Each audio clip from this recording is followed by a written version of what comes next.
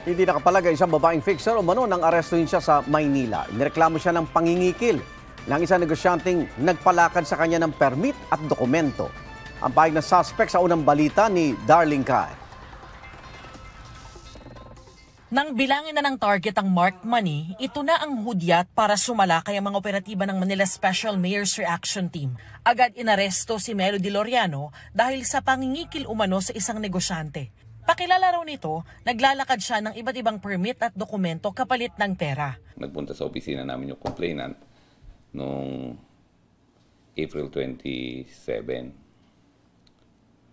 Sabi niya, allegedly, nagpalakad siya ng BAR niya tsaka business permit to include yung DTI sa certain Melody.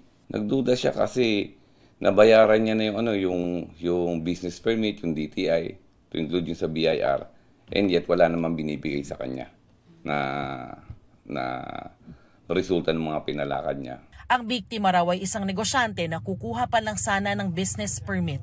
Nasa 40,000 piso raw ang nakuha mula sa biktima. Noong April 26 nga, hiningan siya ng another 20,200 to bayad daw sa violation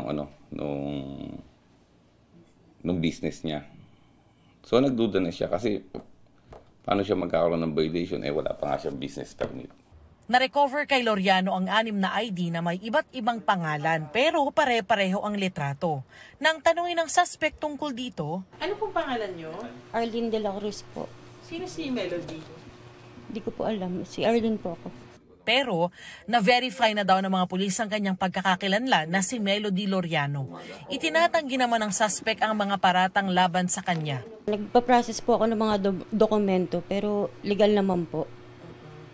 Lahat po ng mga dokumento, alam naman po ng mga bine-verify din po nila mismo pag na-release na po sa kanila. Baka nga meron pa siyang mga kakunaib diyan, kasi paano siya makakuha ng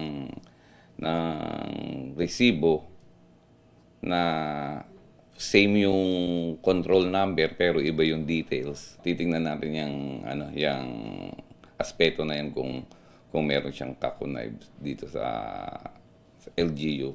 Nagpaalala naman ang mga otoridad na huwag basta magtitiwala pagdating sa mag-aayos ng permit o anumang dokumento. Siguruhing makikipag-usap lang sa mga kumpirmadong empleyado ng LGU o anumang government agency. Yan ang unang balita sa Maynila. Darlene Kai para sa GMA Integrated News. Kapuso, mauna ka sa mga balita. Panoorin ang unang balita sa unang hirit at iba pang award-winning newscasts sa youtube.com/GMA News. I-click lang ang subscribe button. Sa mga kapuso abroad, maaari kaming masubaybayan sa GMA Pinoy TV at www.gmanews.tv.